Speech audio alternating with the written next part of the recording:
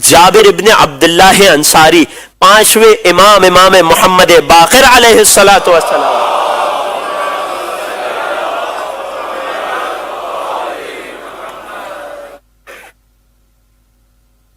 جابر پانچویں امام کی خدمت میں آ کر ایک بڑا عجیب سوال کرتا ہے. توجہات میرے ساتھ ہیں.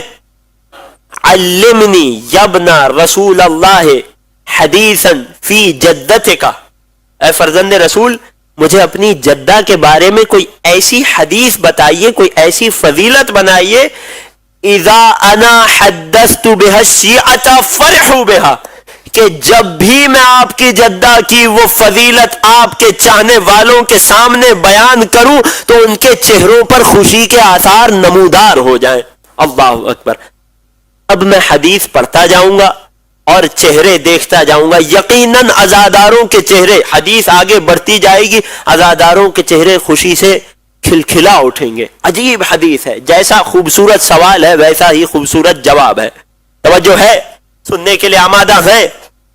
مولا جواباً پہلے سلسلہ سند کو بیان کرتے ہیں. اے جابر، مجھ محمد باقر نے اپنے بابا زین العابدین سے سنا، انہوں نے اپنے بابا حسین شہید سے سنا، اتنے مقدس نام اس سند میں.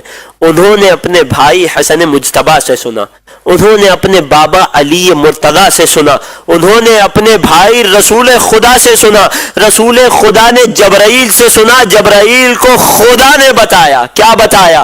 اذا کان یوم القیامہ، کہ جب روز قیامت ہوگا تو تمام انبیاء کے لیے ممبر لگائے جائیں گے اور مجھ محمد مصطفیٰ کا ممبر سب سے زیادہ بلند ہوگا. اللہ اکبر. پھر خدا کی صدا آئے گی، اے محمد خطاب کیجئے، میں ایسا خطاب کروں گا جو تمام انبیاء میں کبھی کسی نے نہیں سنا ہوگا.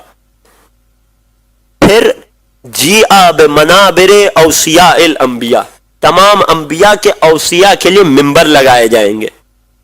ان تمام ممبروں میں میرے بھائی علی مرتضیٰ کا ممبر سب سے بلند تر ہوگا. توجہ ہے؟ ایک جملہ آپ کی شاداب سماعتوں کے ہدیہ کر دوں. دنیا کے ممبر تو بہت لوگوں نے چھین لیے مگر آخرت کا ممبر علی سے کوئی نہ چھین پائے. یا علی مشکل کشا. علی علی علی علی علی علی علی علی علی یا علی مشکل کشا. توجہات میرے ساتھ ہیں. تمام انبیاء کی اوصیاء کے لیے ممبر لگائے جائیں گے. میرے وسیع علی کا ممبر سب سے زیادہ بلند تر ہوگا. پھر حکم ہوگا، اے علی خطبہ دیجئے، اور علی ایسا خطبہ دیں گے جو تمام اوصیاء میں کبھی کسی نے نہیں سنا ہوگا. فجیء لأولاد الانبیاء منابر، پھر تمام انبیاء کی اولادوں کے لیے ممبر آئیں گے اور میرے بیٹے حسن اور حسین کے ممبر سب سے زیادہ بلند تر ہوں گے. پھر حسن اور حسین ایسا خطبہ دیں گے جو تمام انبیاء کی اولادوں نے کسی نے نہیں سنا ہوگا. اللہ اکبر. یہاں تک بات آ گئی. اب جبرائیل کی صدا آئے گی. میدان محشر کا منظر، جبرائیل کی صدا آئے گی. اب جبرائیل چار مقدس ترین خواتین کو صدا دے کر بلائیں گے. این فاطمہ بنت محمد سلام اللہ علیہا،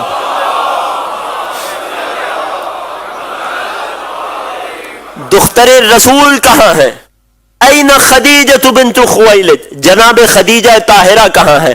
این مریم ابنت عمران، شہزادی مریم کہاں ہے؟ وَأَيْنَ آسیہ بنت مزاحم، جناب آسیہ کہاں ہے؟ جب یہ تمام خواتین میدان محشر میں تشریف لے آئیں گی اور تمام خواتین نور کے حالے میں ہوں گی، تب خدا تمام محشر والوں کو مخاطب کر کے ایک سوال کرے گا، یا اہل محشر، اے محشر والوں، کہ جب آدم سے لے کر قیامت تک کا آخری فرد ایک میدان میں موجود ہے. توجہ ہے؟ خدا تمام محشر والوں کو مخاطب کر کے سوال کرے گا، لمن الکرم ھذا اليوم، آج کے دن تمام کرامتیں اور شرافتیں، تمام ملک و اقتدار کس کے لیے ہے؟ اللہ اکبر. قرآن کی ایک آیت ہے نا، یومئذ لا یتکلمون الا من اذن له الرحمن وقال صوابا.